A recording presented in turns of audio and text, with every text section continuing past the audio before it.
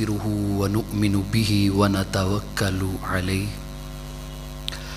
ونعوذ بالله من شرور أنفسنا ومن سيئات أعمالنا من يهده الله فلا مضل له ومن يضلله فلا هادي له ونشهد أن لا إله إلا الله وحده لا شريك له ونشهد أن سيدنا ومولانا محمدا عبده ورسوله أما بعد فأعوذ بالله السميع العليم من الشيطان الرجيم بسم الله الرحمن الرحيم قل يا عبادي الذين أسرفوا على أنفسهم لا تقنطوا من رحمة الله وقال الله تبارك وتعالى في مقام الآخر قل لا أجد وقال الله تبارك وتعالى في مقام الآخر ادعوني أستجب لكم وقال النبي صلى الله عليه وسلم شعبان شهري ورمضان شهر الله وقال النبي صلى الله عليه وسلم شعبان شهري ورمضان شهر أمتي صدق الله مولانا العظيم وصدق رسوله النبي الأمي الكريم إن الله وملائكته يصلون على النبي يا أيها الذين آمنوا صلوا عليه وسلموا تسليما الصلاة والسلام عليك يا سيدي يا رسول الله وعلى آلك وأصحابك يا سيدي يا نبي الله الصلاة والسلام عليك يا سيدي يا نبي الله وعلى آلك وأصحابك يا سيدي يا نور الله الصلاة والسلام عليك يا سيدي يا نور الله وعلى آلك وأصحابك يا رحمة للعالمين مولاي صل وسلم دائما أبدا على حبيبك خير الخلق كلهم هو الحبيب الذي ترجى شفاعته لكل هول من الأهوال مقتهم مولاي صل وسلم دائما أبدا على حبيبك خير الخلق كلهم محمد سيد الكونين والثقلين والفريقين من عرب ومن عجم مولاي صل وسلم دائما أبدا على حبيبك خير الخلق كلهم ثم الرضا عن أبي بكر وعن عمر وعن علي وعن عثمان ذي الكرم مولاي صل وسلم دائما أبدا على حبيبك خير الخلق كلهم اللہ جل جلالہ و اتم برہانہ و اعظم شانہ کی حمد و ثنا درود لا محدود آقا نامیدار مدنی تاجیدار شب اسرا کے دلہ والی ارض و سما جانے کائنات بلکہ جانے دو جہان کائنات شافع عرصہ محشر نافع اسود و احمر رافع ارذل و اسکر قاسم سبیل و کوثر متصرف خشک و تر باذن رب اکبر مظہر غفار مہمان شب اسرا مقیم قصر دنا رازدار رب العلا حبیب ذات کبریا پیکر استفاء و اجتباء جناب سیدنا و مولانا محمد مصطفیٰ صلی اللہ علیہ وعلا آلہ وصحابہ وسلم کی بارگاہ عالیہ میں درود و سلام کا نذرانہ پیش کرنے کے بعد واجب الاحترام ذوی الاحتشام جملہ سامعین و ناظرین السلام علیکم ورحمۃ اللہ وبرکاتہ۔ اللہ رب العزت کا کروڑہ مرتبہ شکر و احسان ہے کہ جس نے مجھ آپ کو چند لمحات اپنے گھر میں بیٹھ کے اپنا اور اپنے پیاروں کا ذکر کرنے کی توفیق نصیب فرمائی ہے۔ مالک مکان ناراض ہو نا تو انسان کی جرت نہیں ہے کہ انسان اس کے گھر میں داخل ہو جائے، کہ ہو سکتا ہے داخل؟ مالک مکان ناراض ہو تو بندے کی جرت نہیں ہے کہ بندہ اس کے گھر میں داخل ہو جائے۔ یہ مسجد خدا کا گھر ہے، جس سے خدا ناراض ہوتا ہے مسجد میں آنے کی توفیق نہیں دیتا۔ آئے بیٹھے ہیں تو یہ اس بات کی علامت ہے کہ عرش و فرشوں کا رب ہم سے راضی ہے۔ جتنی دیر بیٹھے ہیں ہماری زبان، ہمارا دل اللہ کے ذکر سے جاری رہے۔ یہ ماہ شعبان المعظم ہے۔ حضور سرور عالم نور مجسم شفیع معظم صلی اللہ علیہ وآلہ وسلم نے ارشاد فرمایا کہ شعبان شہری، کہ شعبان میرا مہینہ ہے، ورمضان شہر اللہ، اور رمضان اللہ کا مہینہ۔ دوسری حدیث میں سرور عالم نے ارشاد فرمایا کہ شعبان شہری، شعبان میرا مہینہ ہے، ورمضان شہر امتی، اور رمضان میری امت کا مہینہ ہے۔ بعض احادیث سے ثابت ہوتا ہے کہ حضور سرور عالم نور مجسم شفیع معظم صلی اللہ علیہ وسلم اس شعبان کے پورے مہینے کے روزہ رکھا کرتے تھے۔ حضرت ام سلمہ سلام اللہ علیہ فرماتی ہیں کہ حضور سرور عالم 2 مہینوں کے مسلسل روزے نہیں رکھتے تھے، لیکن سرور عالم شعبان کو رمضان کے ساتھ ملاتے، یعنی جس طرح رمضان کے پورے مہینے کے روزے رکھتے اسی طرح سرکار شعبان کے پورے مہینے کے روزے رکھتے۔ اور سوال کیا گیا، حضرت انس بن مالک رضی اللہ تعالیٰ عنہ فرماتے ہیں کہ میں نے حضور سے سوال کیا کہ جان عالم رمضان کے بعد سب سے افضل روزہ کون سا ہے؟ تو حضور سرور عالم نے فرمایا رمضان کے بعد سب سے افضل ترین روزہ ماہ شعبان المعظم کا روزہ۔ اور یہاں تک نہیں، حضرت اسامہ بن زید رضی اللہ تعالیٰ عنہ نے، صحابہ نے ہمارے لیے کتنی راہیں کشادہ کی۔ حضرت اسامہ بن زید رضی اللہ تعالیٰ عنہ فرماتے ہیں، آپ فرماتے ہیں میں نے سرکار سے پوچھا جان عالم میں نے آپ کو شعبان کے علاوہ کسی اور مہینے میں اتنے زیادہ روزے رکھتے ہوئے نہیں دیکھا، حضور کیا بات ہے کہ آپ شعبان کے مہینے میں اتنے زیادہ روزے رکھتے ہیں؟ تو جان عالم نے ارشاد فرمایا کہ اے اسامہ بن زید، یہ شعبان المعظم کا مہینہ لوگ اس کے بارے میں غفلت برتتے ہیں، اس کی قدر کو نہیں جانتے۔ آپ نے فرمایا میں اس لیے اس مقدس مہینے کے روزے رکھتا ہوں کہ اس شعبان المعظم میں بندوں کے اعمال رب کے حضور پیش کیے جاتے ہیں، بندوں کے اعمال رب کے حضور پیش کیے جاتے ہیں۔ آپ نے فرمایا میں سارے مہینہ اس لیے روزہ رکھتا ہوں کہ جب میرے عمل میرے رب کے حضور پیش کیے جائیں تو اس وقت میرا روزہ ہو، اس وقت میرا روزہ ہو، یعنی میں اس وقت روزے دار ہوں۔ حضور سرور عالم نور مجسم شفیع معظم صلی اللہ علیہ وآلہ وسلم نے اپنی ذات کے ساتھ نسبت دیتے ہوئے اس ماہ مقدس کو عظمت عطا فرمائی۔ پھر جان عالم صلی اللہ علیہ وآلہ وسلم نے ارشاد فرمایا کہ اللہ رب العزت نے تمہارے زمانے کے بعد ایام کو اللہ رب العزت نے بڑی فضیلت عطا فرمائی ہے۔ فرمایا کہ تمہارے زمانے کے بعد ایام کو اللہ رب العزت نے بڑی فضیلت عطا فرمائی ہے۔ ان دنوں اللہ کے فضل کی ہوائیں چلتی ہیں، اللہ کے کرم کی ہوائیں چلتی ہیں۔ جان عالم نے ارشاد فرمایا جن دنوں اللہ کے فضل کی ہوائیں چلیں ان کا سامنا کیا کرو۔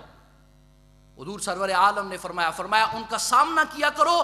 اگر تم میں سے کسی کو اس ہوا میں سے تھوڑا سا حصہ مل گیا نا، اگر تھوڑا سا حصہ مل جانے کی برکت سے اللہ رب العزت تمہیں بدبخت نہیں رہنے دے گا، اللہ سعادت مند بنا دے گا۔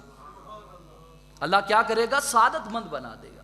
اور وہ ایام جن میں اللہ رب العزت کے فضل کی اور اللہ رب العزت کے کرم کی ہوائیں چلتی ہیں، ان میں شعبان المعظم کی 15ویں شب بھی ہے، جسے ہم لیلۃ البرات کہتے ہیں، یعنی شب برات، لیلۃ البرکت کہتے ہیں، برکت کی رات، لیلۃ المغفرت کہتے ہیں، جی مغفرت کی رات، یعنی اس رات گناہگاروں کو بخشش کا پروانہ دیا جاتا ہے، مانگنے والوں کی جھولیاں بڑی جاتی ہیں۔ ام المؤمنین سیدہ طیبہ طاہرہ زاہدہ راکعہ جناب ام المؤمنین سیدہ عائشہ سلام اللہ علیہ فرماتی ہیں، آپ فرماتی ہیں ایک رات میری باری تھی، حضور سرور عالم میرے حجرہ مبارک میں تھے، تو رات کے کچھ عرصے کے بعد میری آنکھ کھلی تو میں نے دیکھا کہ سرکار میرے حجرہ مبارک میں کوئی نہیں۔ آپ فرماتے ہیں مجھے خیال ہوا کہ کیا جان عالم آج باری تو میری ہے، کہیں ایسا تو نہیں ہوا کہ سرکار کسی اور بیوی کے پاس تشریف لے گئے۔ آپ فرماتی ہیں میں اٹھی، سرکار کو تلاش کرتی کرتی دیکھا تو سرکار جنت البقیع میں ہے اور رب کی عبادت کر رہے ہیں۔ میں قریب ہوئی تو سرکار نے ارشاد فرمایا عائشہ کہاں آئی ہو؟ کہا حضور آپ کو ڈھونڈتی ہو آئی ہوں۔ آپ نے فرمایا تمہیں خوف ہے کہ اللہ اور اللہ کا رسول تمہارے ساتھ بے انصافی کرے گا؟ تمہیں اس بات کا ڈر ہے کہ اللہ اور اللہ کا رسول تمہارا حق رکھے گا؟ عرض کی جان عالم مجھے یہ خوف ہوا کہ آپ کسی اور عالیہ کے پاس تشریف لے گئے۔ میری سرکار نے فرمایا عائشہ جانتی ہو آج کون سی رات ہے؟ عرض کی جان عالم میں نہیں جانتی. فرمایا آج 15 شعبان المعظم کی رات ہے. 15 شعبان المعظم کو اللہ رب العزت اپنی شان کے مطابق آسمان دنیا پہ جلوہ افروز ہوتے ہیں. اللہ کی رحمت آسمان دنیا پہ تشریف لاتی ہے. اور اس وقت عرب میں جو سب سے زیادہ جن کے پاس بکریاں تھی وہ قبیلہ بنو غنم تھا. قبیلہ بنو غنم تھا اور ایک قبیلہ بنو کلب تھا. اللہ رب العزت کے سونے محبوب نے ارشاد فرمایا کہ اللہ رب العزت آسمان دنیا پہ تشریف لاتا ہے, اپنا کرم فرماتا ہے. اس رات اللہ رب العزت بنو کلب کی بکریوں کے بالوں سے بھی زیادہ لوگوں کی بخشش فرماتا. بکریوں کا اندازہ کوئی نہیں ہے قبیلہ بنو کلب. پھر بکریوں کے برابر نہیں کہا جی بکریوں کے بالوں کے برابر بھی نہیں کہا. ایک بکری کے بال کا کوئی اندازہ کر سکتا ہے؟ نہیں کر سکتا. سرکار نے یہ نہیں فرمایا کہ بنو کلب کی بکریوں کے بالوں کے برابر, فرمایا بنو کلب کی بکریوں کے بالوں سے بھی زیادہ اللہ رب العزت لوگوں کی بخشش و مغفرت فرماتا ہے. اور امیر المؤمنین امام الواصلین سرکار سیدنا علی المرتضی شیر خدا کرم اللہ وجہہ الکریم فرماتے ہیں حضور سرور عالم نے مجھے ارشاد فرمایا کہ جب شعبان المعظم کی 15ویں رات آئے نا, یعنی جسے میں اور آپ شب برات کہتے ہیں, فرمایا جب شعبان المعظم کی 15ویں شب آئے تو رات کو قیام کیا کرو. اور میرے بندو اللہ رب العزت نے پورا سال چھٹی دے دی. فرمایا رج کے سوو, جتنا سونا ہے پورا کرو, لیکن ایک رات تو میرے لیے جاگو نا. میرے لیے نہیں, اپنے لیے جاگو. سرور عالم نے ارشاد فرمایا جب شعبان کی 15ویں شب آئے تو رات کو قیام کرو, صبح کا روزہ رکھو. عرض کی حضور کیوں؟ فرمایا شعبان المعظم کی 15ویں شب اللہ رب العزت کی رحمت آسمان دنیا پہ جلوہ افروز ہوتی ہے اور اعلان کیا جاتا ہے خدا کی قسم کلیجوں کو ٹھنڈ پڑتی ہے. کیسا باعث تسکین اعلان ہے. اللہ رب العزت خود آوازیں دیتا ہے. اللہ رب العزت کی طرف سے آواز کیا آتی ہے کوئی بخشش مانگنے والا اسے بخش دیا جائے. اگر آپ کی زبانیں ساتھ دیتی ہیں تو سبحان اللہ کی صدا بول سکتے ہیں.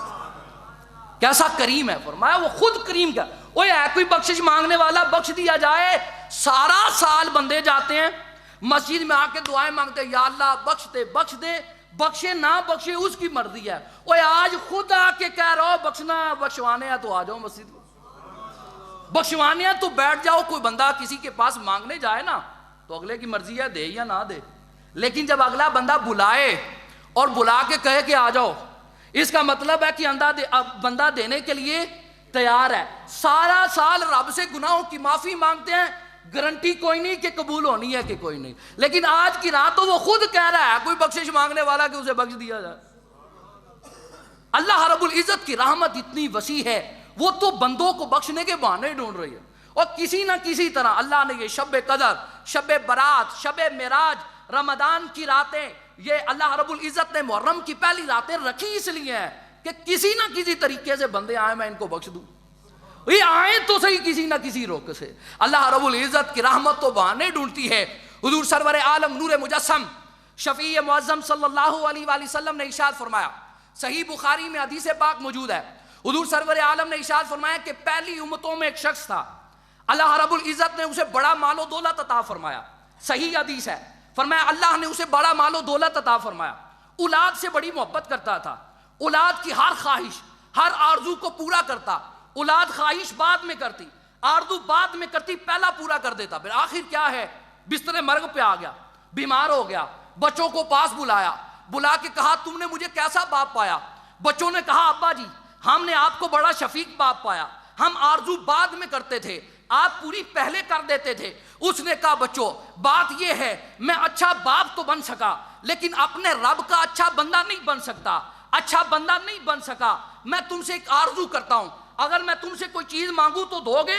بچوں نے مانگا ابا تیری اتنی شفقتیں, تیری اتنی رحمتیں, تیرا اتنا پیار, جان بھی مانگے گا تو دینے کے لیے تیار ہیں. حدیث پاک میں آتا ہے سرور عالم نے فرمایا, اس نے کہا پھر ایسا کرنا, مجھے لگ رہا ہے زندگی وفا نہیں کرے گی, جب میری روح نکل جائے تو مجھے دفنانا نہیں ہے, ایسا کرنا ہے کہ میرے جسم کو جلانا ہے, جلا کے جب تیز آندھی چلے تو میری جو خاک ہوگی اس کو سمندر کے کنارے ہوا میں پھینک دینا.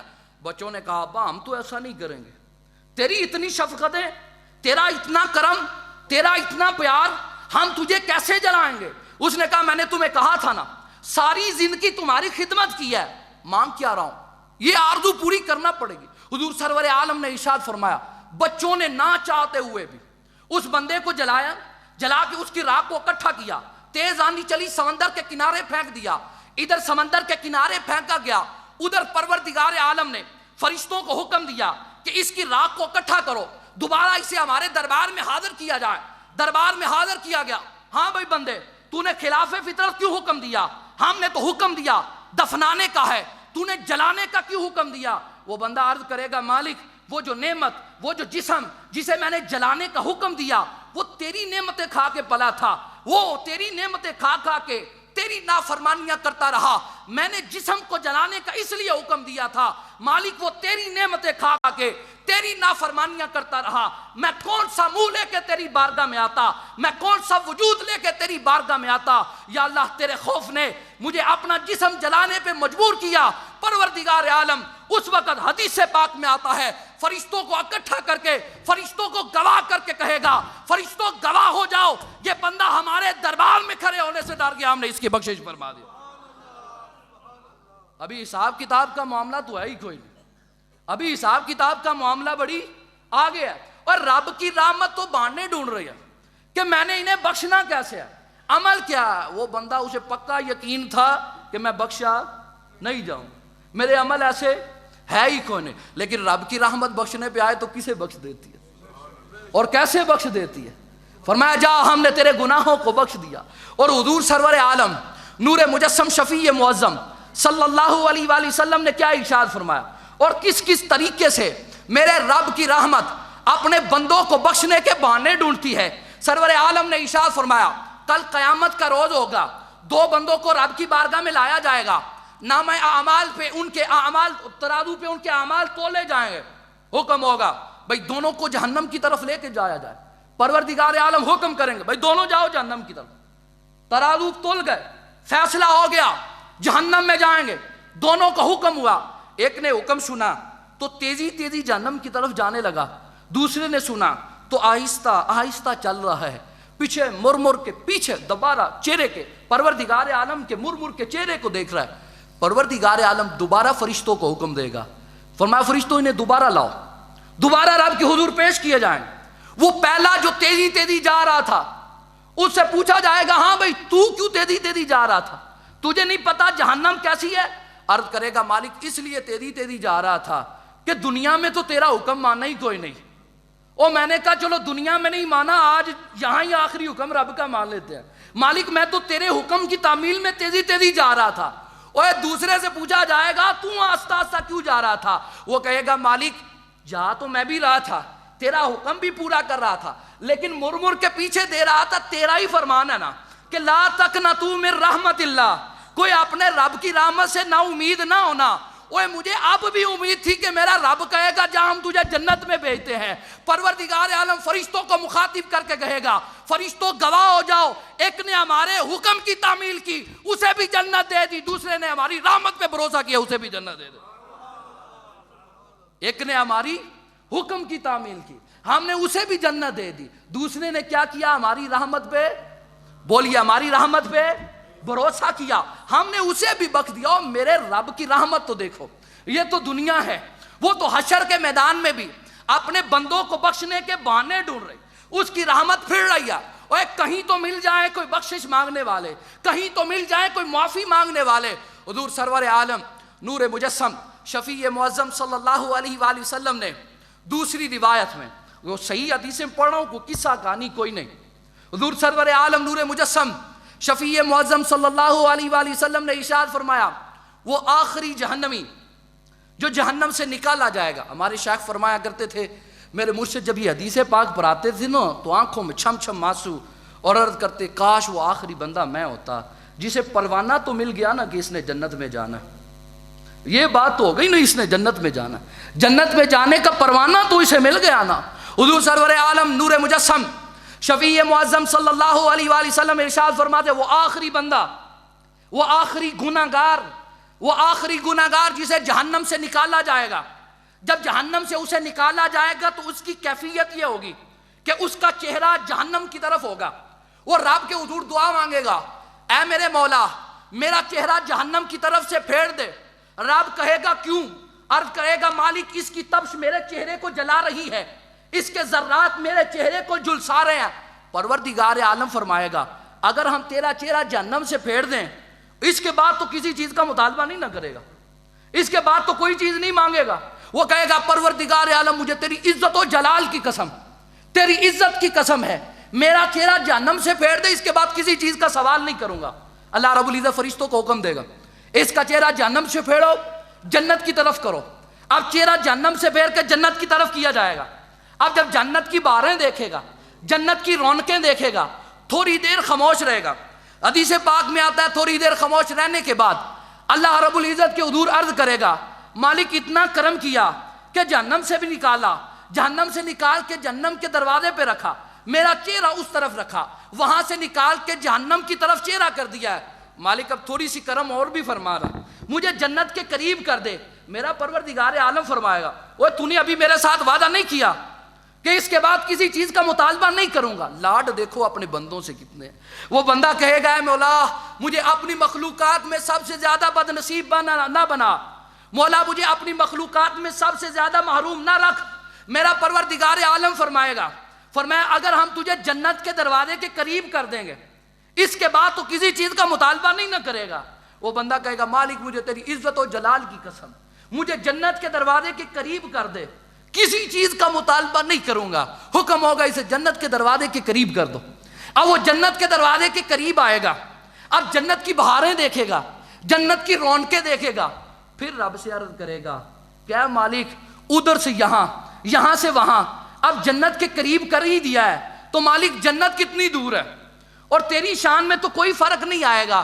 اے میرے مالک مجھے اب جنت میں بھی داخل فرما دے، مالک مجھے اب جنت میں بھی داخل فرما دے۔ کیسا پیار ہو رہا ہے، کیسا لاڈ ہو رہا ہے۔ فرماتے ہیں اللہ رب العزت فرمائے گا او ابن آدم حیرانگی کی بات ہے کتنا وعدہ خلافی کرتا ہے تو، پہلے تو نے کہا کہ میرا چہرہ جہنم کی طرف سے پھیر دیں، کسی چیز کا مطالبہ نہیں کروں گا، تیرا چہرہ جہنم سے پھیرا، پھر تو نے مطالبہ کیا جنت کے قریب کر دو، جنت کے قریب کیا، پھر اب اس چیز کا مطالبہ کر رہا ہے۔ وہ عرض کرے گا مالک مجھے اپنی مخلوقات میں سب سے زیادہ بد نصیب نہ بنا۔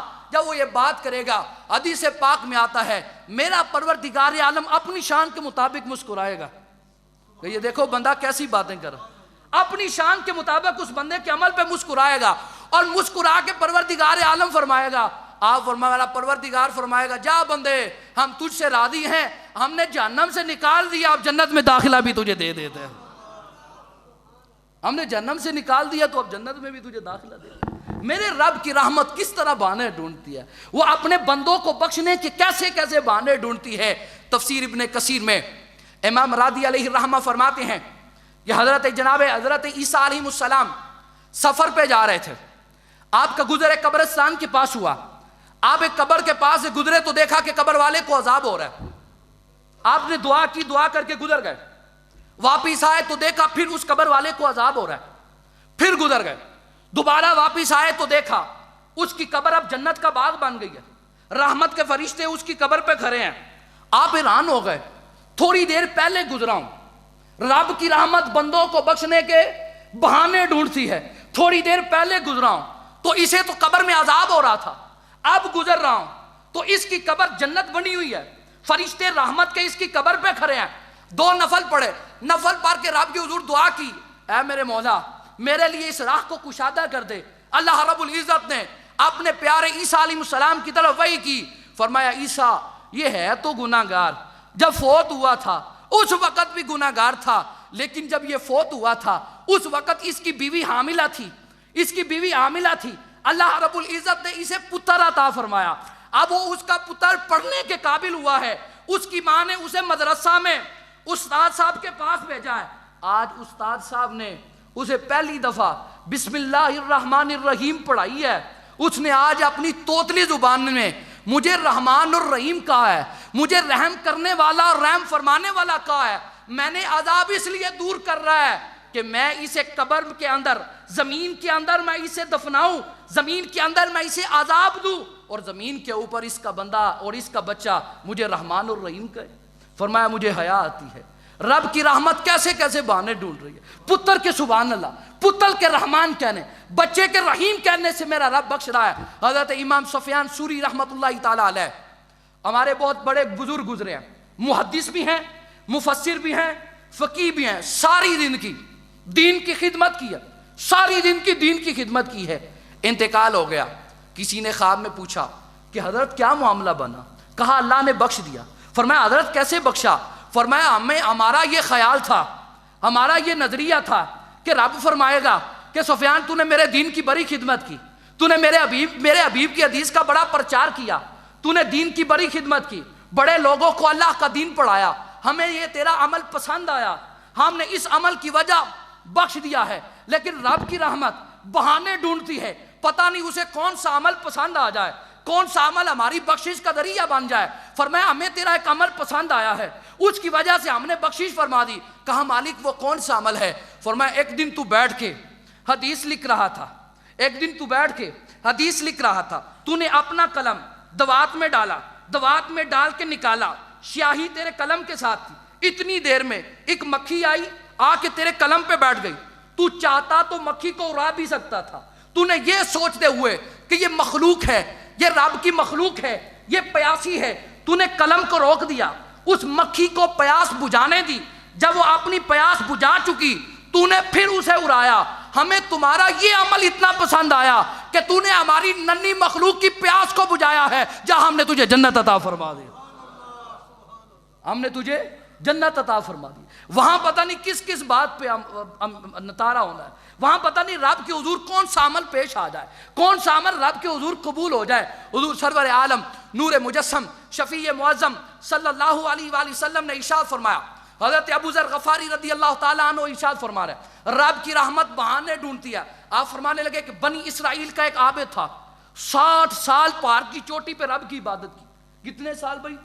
60 سال، 60 سال پہاڑ کی چوٹی پہ اپنے رب کی عبادت کی. ایک دن کسی ضرورت کی غرض سے باہر نکلا تو ایک عورت پہ نظر پڑی، فریفتہ ہو گیا. اس قدر فریفتہ ہوا کہ زنا میں مبتلا ہو گیا، زنا کر بیٹھا. لیکن اب اندر ہی اندر سے پریشان ہے، اب غمگین ہے کہ یا اللہ مجھ سے یہ کیسا ہو گیا. سفید چادر ہے، اس پہ داغ لگ گیا. اب اسے 60 سال کی عبادت بھی ایک زنا کے مقابلے میں حقیر نظر آ رہی. 60 سال کی عبادت کی ویلیو کوئی نہیں، ایک زنا اوپر جا رہا ہے. اب پریشان ہے کہ پتہ نہیں رب مجھے بخشے گا کہ نہیں بخشے گا. آپ فرماتے ہیں اتنی دیر میں اسے بھوک لگی، 2 روٹیاں سامنے رکھی ہیں، کھانے لگا. اتنی دیر میں ایک بندہ آ گیا، سائل آ گیا، مانگنے والا آ گیا. کہا جی اللہ کے نام پہ کچھ دے دو، خود بھوک لگی ہوئی ہے. اس نے کہا پہلے پلے کوئی نہیں رہا، اب یہ اللہ کے نام پہ مانگ رہا ہے. روٹیاں اٹھائیں، اسے دے دی، خود بھوک برداشت کی. سرور عالم ارشاد فرماتے ہیں 60 سال کی عبادت ختم ہو گئی، 60 سال کی عبادت کام کوئی نہیں آئی، زنا ہو گیا. اللہ نے توبہ کی توفیق نصیب فرمائی. میری سرکار فرماتے ہیں سمجھتے ہو، جانتے ہو کہ اللہ رب العزت نے اس کی بخشش کس عمل کی وجہ سے فرمائی؟ کہا حضور اللہ اور اللہ کا رسول بہتر جانتا ہے. فرمایا رب نے فرمایا تو نے ہمارے ایک بندے کی بھوک اور پیاس کو مٹایا جہاں ہم نے تجھے بخش دیا. اس کی رحمت تو بہانے ڈھونڈ رہی ہے. اور کسی نہ کسی طریقے آئیں صحیح، کسی نہ کسی طریقے میرے حضور آئے. ساری رات حضور سرور عالم نے ارشاد فرمایا شعبان المعظم کی 15ویں شب ساری رات اللہ رب العزت کی رحمت اعلان کرتی ہے. اوے ہے کوئی بخشش مانگنے والا اسے بخش دیا جائے، اوے ہے کوئی اپنے گناہوں پہ نادم، اوے ہے کوئی اپنے گناہوں کا اعتراف کرنے والا اسے بخش دیا جائے. دوسری صدا یہ ہوتی ہے انسان کو مسئلہ سارا روٹی کا ہے، دوسرا مسئلہ یہ ہوتی ہے اوے ہے کوئی رزق مانگنے والا اسے رزق دیا جائے، ہے کوئی رزق طالبگار. میں کہتا ہوں ہم محلے کے چورے کے پاس چلے جائیں گے کہ ہمیں ضرورت ہے، مسجد میں آ کے رب سے نہیں مانگیں گے. جبکہ اللہ رب العزت کا پاک کلام کہتا ہے ادعونی استجب لکم، کہا مجھ سے دعا مانگو میں تمہاری دعا کو قبول کرتا ہوں. ہم پتہ مسجد میں کب آتے ہیں؟ جب پتہ چل جائے نا اب کسی بندے نے نہیں دینے تو مسجد میں آ جاتے ہیں اللہ آسانی پیدا کر. بندہ مومن کا کام ہے پہلے رب کے حضور آئے، رب کے حضور آ کے اپنے رب سے مانگے، اپنے رب سے مانگے. بندے کچھ نہیں دے سکتے. مصر میں ہمارے ایک بزرگ تھے، اللہ رب العزت نے دنیاوی مال و دولت بھی عطا فرمایا تھا، اس کے ساتھ ساتھ اسلام کا حسن بھی پاس تھا. ایک دن گھر میں سوئے ہوئے ہیں، خواب میں کسی کہنے والے نے کہا کہ تیری بستی میں ایک بندے کو 70,000 درہموں کی ضرورت ہے، جا اسے 70,000 پہنچا کے آ۔ اٹھے، غلام کو ساتھ لیا، کہا یار ہمارے علاقے میں دیکھ، ہمارے محلے میں دیکھ، کون سا بندہ ضرورت مند ہے، کس بندے کو ضرورت ہے؟ دروازہ کھٹکھٹایا، کسی کو بھی کوئی ضرورت نہیں۔ کہا جی شاید میرا یہ خیال ہے وہم ہے، دوبارہ آئے، دوبارہ آ کے سو گئے، پھر خیال آیا، پھر خواب میں کسی پکارنے والے نے کہا اوے فلاں جگہ کسی بندے کو ضرورت ہے، 70,000 درہموں کی پہنچا کے آؤ۔ کام کے اٹھا، دوبارہ پھر گیا، دروازے کھٹکھٹائے، کس بندے کو ضرورت ہے؟ کوئی نہیں، سارے لوگ سو رہے ہیں۔ تیسری دفعہ پھر آیا کہ شاید کوئی خیال ہے، تیسری دفعہ پھر آیا، پھر خواب میں کسی پکارنے والے نے کہا اوے کسی بندے کو 70,000 درہموں کی ضرورت ہے، جاؤ اسے 70,000 درہم پہنچا کے آؤ۔ اٹھا، پریشان ہے، اب سواری کی لگام چھوڑی، غلام کو کہا جا سو جا، سواری کی لگام کو چھوڑ کے آسمانوں کی طرف دیکھ کے کہنے کا مولا دل بھی کرتا خدمت کرنے کو لیکن اس بندے تک پہنچ نہیں سکتا، مالک یہ میں سواری چھوڑ رہا ہوں تیری رضا پہ، جس بندے کو ضرورت ہے میری سواری جا کے وہاں رک جائے۔ سواری چلتی چلتی مسجد کے دروازے کے آگے رک گئی، پریشان ہو گیا، یہ وہ جگہ ہے جہاں سے سارے آ کے لیتے ہیں، یہاں سواری کیوں رک گئی، یہاں کس کو ضرورت پڑ گئی؟ سواری کو کھڑا کر کے اندر آیا، آ کے کیا دیکھتا ہے، ایک بندہ سر سجدے میں رکھ کے رب سے عرض کر رہا ہے مالک صبح بندے کو 70,000 درہم دینے ہیں اور تیری بارگاہ سے لے کر جانا ہے، بندے کو صبح 70,000 درہم دینے ہیں اور ربا تیری بارگاہ سے لے کے جانے ہیں۔ میں کہتا ہوں وہ کہتا ہے مانگو میں قبول کرتا ہوں، لیکن مانگنے کا چج کسی کو، مانگنے کا چج ہی کوئی نہیں، مانگ رہے ہیں دعا مانگنے، پتہ نہیں توجہ کس طرف، خیال ہی کوئی نہیں، طرف ہی کوئی نہیں، اسے دعا نہیں کہتے۔ حضور سرور عالم نے ارشاد فرمایا، میری سرکار نے فرمایا جو غافل دل کے ساتھ دعا مانگی جاتی ہے وہ دعا رب کے حضور قبول نہیں ہوتی، دعا وہی قبول ہے جو طلب کے ساتھ مانگی جائے، دعا وہی قبول ہے جو حاضر دل کے ساتھ مانگی جائے۔ اب اس نے کیا کیا، اس نے سمجھ لیا کہ یہی بندہ جسے ضرورت ہے، قریب ہوا، قریب کر کے کندھے پہ ہاتھ لگا کے وہ تھیلی نکالی، تھیلی نکال کے اسے دی، اس نے وہ تھیلی پکڑی اور پکڑ کے جیب میں ڈالی اور کہا بابا دیکھا بھی نہیں کیا ہے، کہا یہ درہم ہے، کہا بابا کتنے ہیں یہ بھی نہیں دیکھا، اس نے کہا میں نے رب سے 70,000 مانگے تھے تو اس نے 70,000 ہی بھیجے ہوں گے، مانگے جب میں نے 70,000 تھے تو میرے رب نے 70,000 ہی بھیجے ہوں گے۔ اس نے کیا کیا، اس نے کہا یہ بندہ تو واقعی کو پہنچا ہوا ہے، ذات پہ توکل ہے، رب کی ذات پہ تیقن ہے۔ اس نے کیا کیا، جیب سے اپنا ایڈریس نکالا، ایڈریس نکال کے اوپر اپنا نمبر لکھ کے دیا، اپنے علاقے کا نام، اپنے گھر کا نمبر لکھ کے دیا، کہا حضرت آج کے بعد آپ کو کسی بھی چیز کی ضرورت پڑے تو یہ میرا ایڈریس ہے، آپ خود نہیں کسی بندے کو بھیج دینا، میرے دروازے آپ کے لیے کھلے ہیں، جب جی چاہے آپ آ جائیے، آپ کے لیے دروازے کھلے۔ اس نے کہا بابا اپنا ایڈریس اپنے پاس رکھو، کہا حضرت نہیں آپ قبول کر لیں۔ اس نے کہا اس لیے قبول نہیں کروں گا کہ تو ایک دفعہ دے گا، 2 دفعہ، 3 دفعہ، 4 دفعہ، آخر تیرے چہرے پہ بال آ جائیں گے، میں تجھ سے کیوں مانگوں، میں تجھ سے کیوں مانگوں؟ آپ نے فرمایا مانگو کہ کس سے؟ کہا میں اس رب سے کیوں نہ مانگوں جس نے سوتے میں تجھے جگا کے بھیجا ہے، میں تجھ سے کیوں مانگوں، میں اس رب سے نہ مانگوں جس نے سوتے میں جگا کے بھیجا، جا میرے بندے کو ضرورت ہے، وہ مانگ کے تو دیکھو، کائنات کے چوروں کے پاس چلے جاتے ہو، وہ ایک دفعہ تو رب کے حضور آ کے مانگ کے دیکھو مولا میری مصیبت کو دور فرما۔ اور وہ رات شب برات جو آنے والی ہے، وہ برکتوں والی رات، وہ رحمتوں والی رات، اس رات تو خدا خود آسمان دنیا پہ آئے، اپنی شان کے مطابق ظہور فرما کے کہے گا اوے ہے کوئی بخشش مانگنے والا بخش دیا جائے، اوے ہے کوئی رزق کا متلاشی آ کے تو دیکھو۔ مولانا روم رحمت اللہ تعالی علیہ آپ فرماتے ہیں ایک بادشاہ تھا تو اس نے اپنے دربار میں ایک بروپیہ رکھا تھا۔ پہلے بادشاہ بروپیے رکھا کرتے تھے، بروپیہ کہتے ہیں وہ جب بادشاہ کا اب موڈ ٹھیک نہ ہو تو پھر اپنا روپ چینج کر کے آتا اور بادشاہ کا دل بہلاتا تھا، تو جب بھی اپنا روپ چینج کر کے آتا تو بادشاہ پہچان لیتا کہ یہ تو وہی ہے، جب بھی روپ چینج کر کے آتا تو بادشاہ پہچان لیتا۔ ایک دن بادشاہ کے پاس آیا کہ کہنے لگا بادشاہ تو نے مجھے جس کام کے لیے رکھا ہوا ہے وہ کام تو میں کر ہی کوئی نہیں رہا، جب بھی میں روپ چینج کر کے آتا ہوں تو مجھے پہچان لیتا ہے، ایک مہلت دے دے، اب ایسا روپ دھار کے آؤں گا تو کہ تو پہچان نہیں سکے۔ بادشاہ سلامت نے کہا جا پڑا، تو میرے دربار میں ہی پلا بڑا ہے اور یہاں ہی تو نے یہ کیسے ہو سکتا کہ میں تجھے پہچان نہ سکوں؟ اس نے کہا بادشاہ سلامت اب نہیں پہچانا جائے۔ بادشاہ سلامت نے کہا اگر تو روپ دھار کے آیا اور میں تجھے نہ پہچان سکا تو آدھی سلطنت میں تیرے حوالے کر دوں گا، لیکن اگر میں نے پہچان لیا تو تیری گردن اڑا دوں گا۔ اس نے کہا جی قبول ہے۔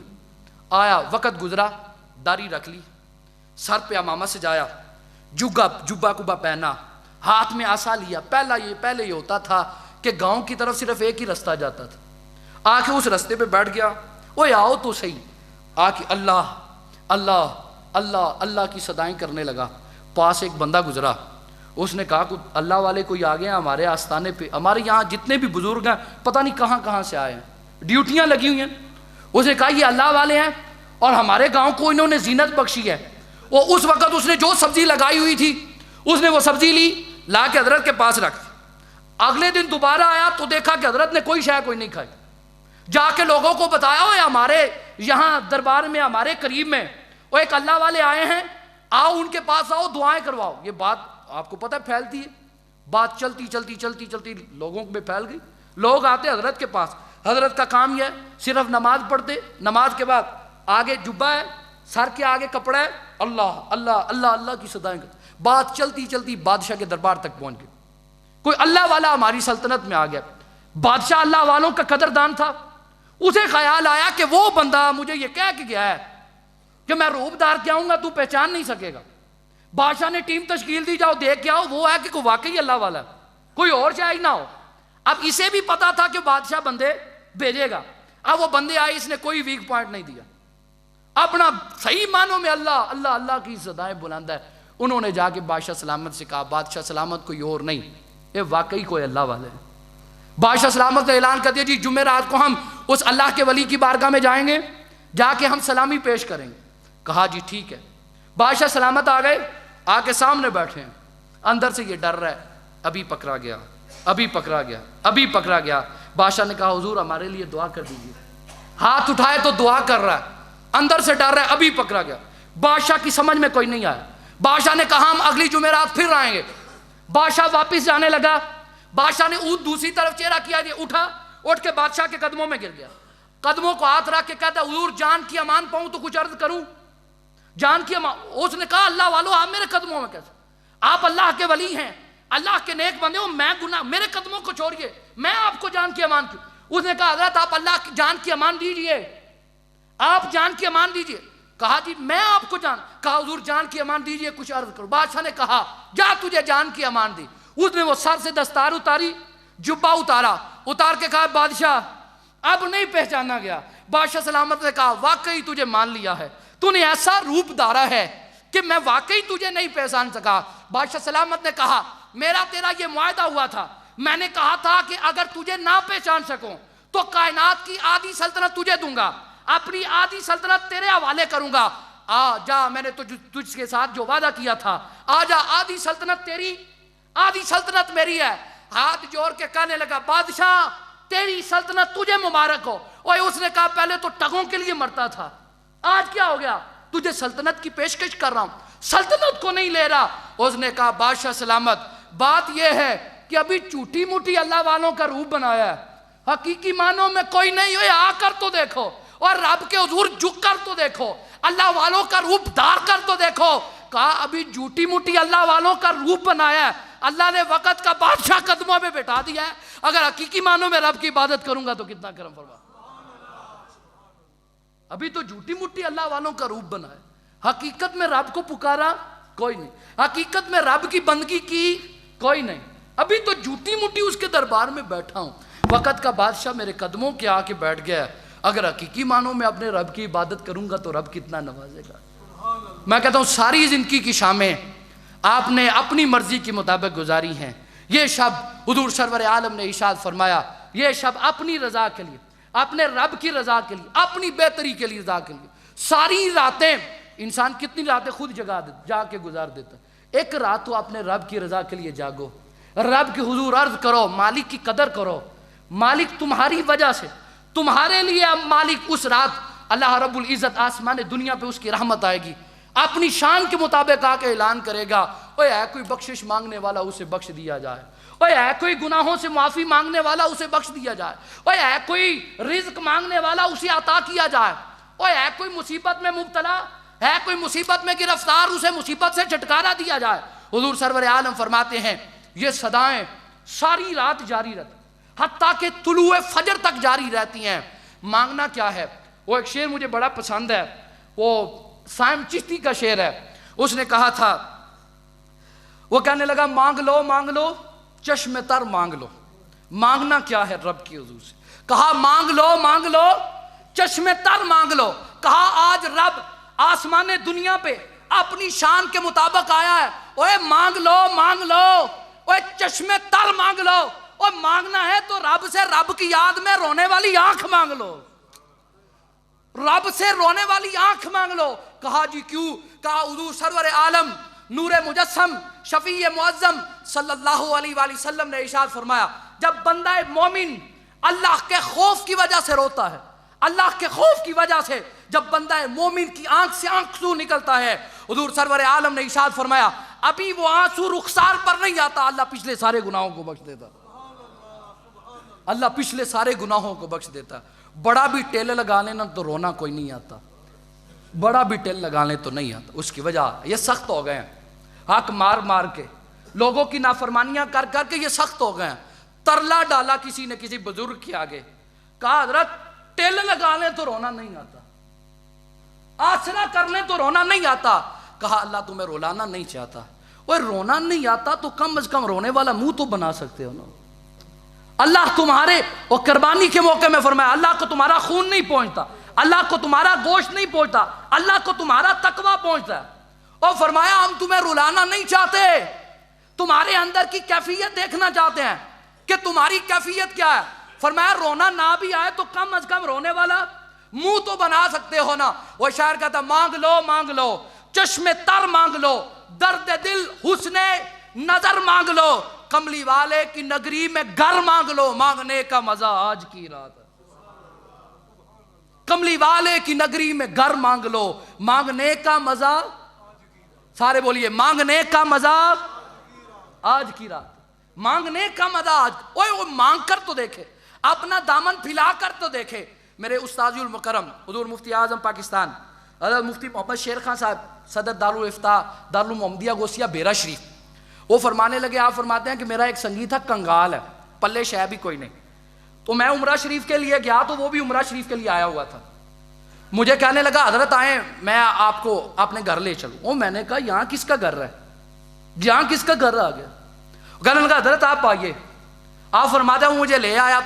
آ کے اس نے ایک کمرہ تھا، کمرے کو چابی اس کے پاس تھی، اس نے چابی کھولی، پرانے وقتوں کا بنا ہوا، اندر بیٹھ گیا. میں نے کہا تیرے پاس یہ گھر، تیرے پاس یہ کمرہ کہاں سے آیا؟ کہنے لگا یہ گھر مجھے میری سرکار نے عطا فرمایا، یہ گھر مجھے میری سرکار نے. وہ فرمایا یہ کیسے؟ کہنے لگا کچھ سال پہلے میں مدینہ شریف حاضری کے لیے آیا تھا تو میرے ایجنٹ نے میری رہائش کوئی نہیں ڈالی تھی، مکہ مکرمہ میں رہا تو یوں ہی مسجد میں رہتا رہا. اب مدینہ طیبہ میں آیا نا تو آ کے روضہ رسول کے سامنے بیٹھ کے عرض کی جان عالم اتنے دن ہو گئے ہیں گھر کوئی نہیں، آپ کی بارگاہ میں آیا ہوں اور گھر لے کر جاؤں گا. مانگنے کا سلیقہ اور طریقہ بھی کسی کو آتا ہے. کہنے لگا حضور تواڈے در تے آیا تے کر بھی لے کے جان. کہنے لگا روضہ رسول کے سامنے بیٹھا ہوا یہی عرض کر رہا ہوں آقا گھر چاہیے، آقا آپ کے شہر میں گھر چاہیے. آپ فرماتے کہ اتنی دیر میں ایک بندہ آیا، آ کے اس نے چابی مجھے پکڑائی. میں نے کہا یہ چابی کس کی ہے؟ کہا آپ کے گھر کی ہے. اور کہا میرا گھر کہاں سے آیا؟ کہا میں لاہور کا رہائشی ہوں اور میرا انداز یہ اور طریقہ یہ ہے، میں یہاں مدینہ طیبہ میں رہتا ہوں. جب سے میں مدینہ طیبہ میں رہتا ہوں میرا دستور یہ ہے کہ میں ہر روز ایک بندے کو پاکستانی کو کھانا کھلاتا ہوں. آج کوئی بندہ نظر نہیں آ رہا تھا. میں نے روضہ رسول پہ بیٹھ کے عرض کی جان عالم کوئی مہمانیت آ فرمائیے. تو میری خواب میں جان عالم تشریف لائے اور تیری شکل دکھا کے کہا آج کھانا نہیں، وہ تیرے پاس جو کمرہ ہے وہ میرے غلام کو چاہیے. تو میں اٹھا ہوں، اٹھ کے آیا ہوں، سامنے تیری نظر پڑی ہے، میں نے دیکھا جو خواب میں دکھایا گیا وہ یہی ہے. تو آج کے بعد میں تجھے یہ کمرہ دیتا ہوں، رہتی دنیا تک جب بھی تو آئے گا یہ کمرہ تیرے نام کا ہے. اس لیے شاعر کہہ رہا ہے کہ مانگ لو چشم تر مانگ لو، مانگنے کا مزہ آج کی رات ہے. وہ طلب پیدا کر کے تو دیکھو، دل میں آرزو پیدا کر کے تو دیکھو، طلب پیدا کر کے دیکھو. ہمارے لکھنؤ کے ایک نواب صاحب تھے، انہیں عملی مذاق کرنے کا بڑا شوق تھا. عملی مذاق کہتے ہیں ہاتھوں کے ساتھ، جسے کہتے ہیں شیر خانی کرنی، ہاتھوں کے ساتھ عملی مذاق کرنے کا بڑا شوق تھا. لوگوں کے ساتھ مذاق کرتے، لوگ غصہ کرتے.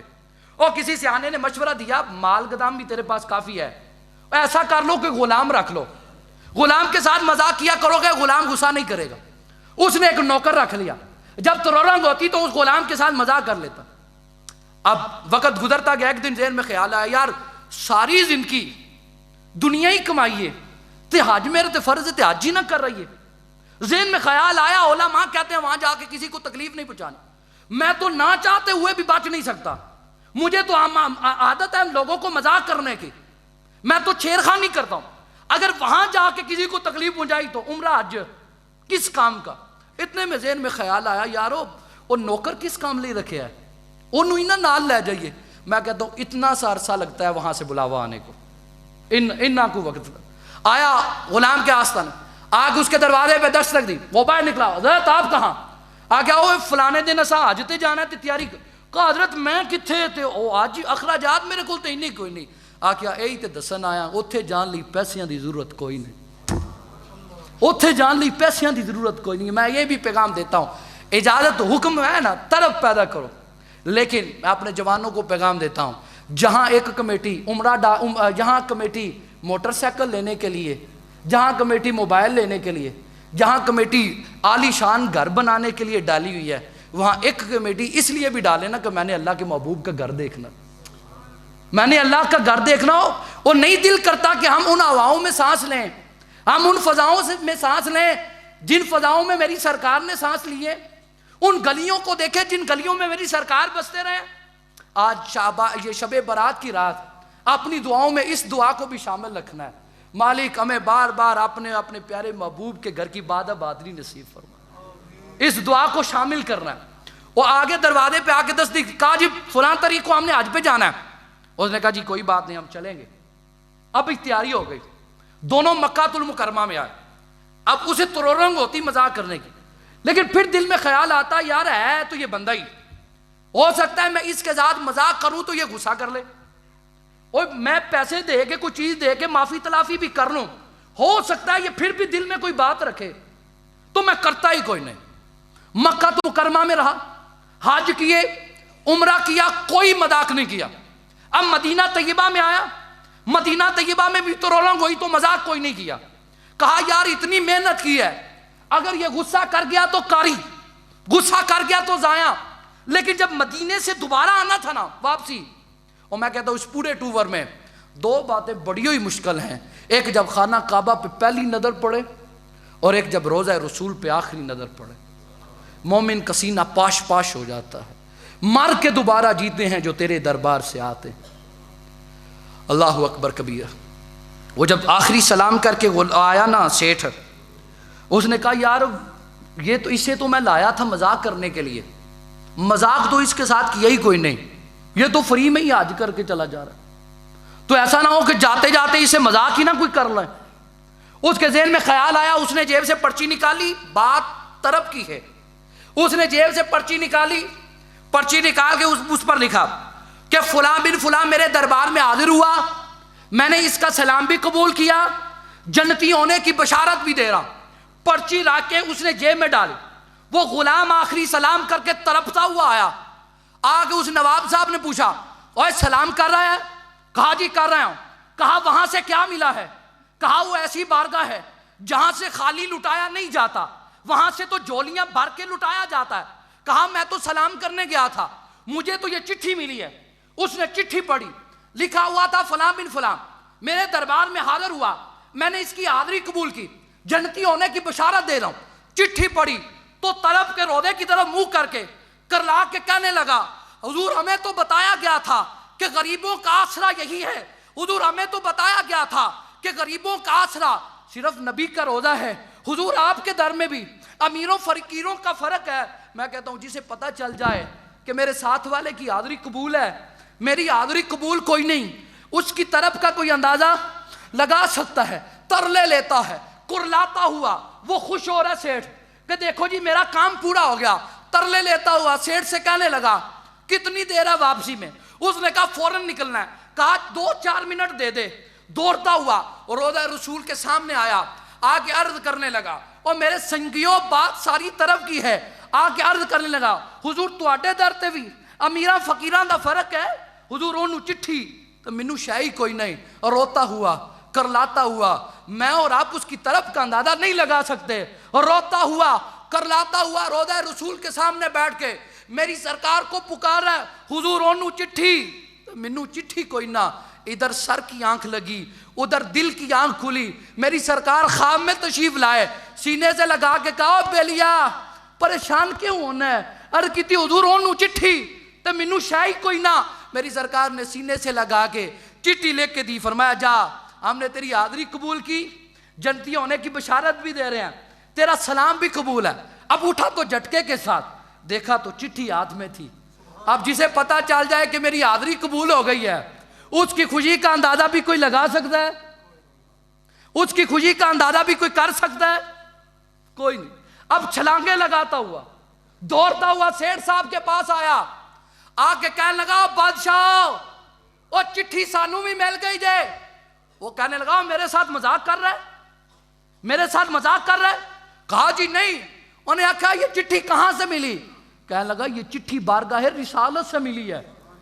غلام کہنے لگا، وہ سیٹھ کہنے لگا او شدائیا او میں نے تو تیرے ساتھ مذاق کیا تھا۔ غلام کہنے لگا بادشاہ ساری عمر مذاق کیتا جے، خدا دی قسمیں تکلیف ہی ہوئی ہے، آج مذاق کر کے چسنی جے کرا دیتی، تُسا مذاق کیتا تے غریب دا کم بن گیا، تُسا مذاق کیتا تے غریب دا کم بن۔ بات یہ ہے کہ بات وہی بات ہے کہ جتنی دل میں طرب پیدا ہوگی وہاں سے اتنا بلاوا آئے گا۔ ساریاں راتاں اپنی مرضی نال گزاریاں نے، یہ رات اللہ رب العزت کی رحمت آسمان دنیا پر آپ کو بخشنے کے لیے، اپنے بندوں کو بخشنے کے لیے اس کی رحمت آسمان دنیا پر تشریف لائے گی۔ حتی الامکان آج اپنے مسجد میں بیٹھ کے اپنے رب سے وعدہ کر کے جائیں کہ مالک یہ شب برات ساری رات میں جاگ کے گزاروں گا، اگلے دن کا انشاءاللہ میں روزہ رکھوں گا۔ مسجد میں آنے کا اس لیے کہتا ہوں کہ جب مسجد میں لوگ آتے ہیں نا تو پھر وہ کہتے ہیں کہ جب 4 لوگ اکٹھے ہو جائیں تو ان میں جو بندہ نیک ہوتا ہے اس کی برکت سے اللہ ہماری حاضری بھی قبول کر لیتا ہے۔ بات یہی ہے کہ مانگنے کا مزہ آج کی رات ہے۔ دعا ہے اللہ رب العزت سب سے پہلے مجھے عمل کی توفیق نصیب فرمائے، بعد میں آپ کو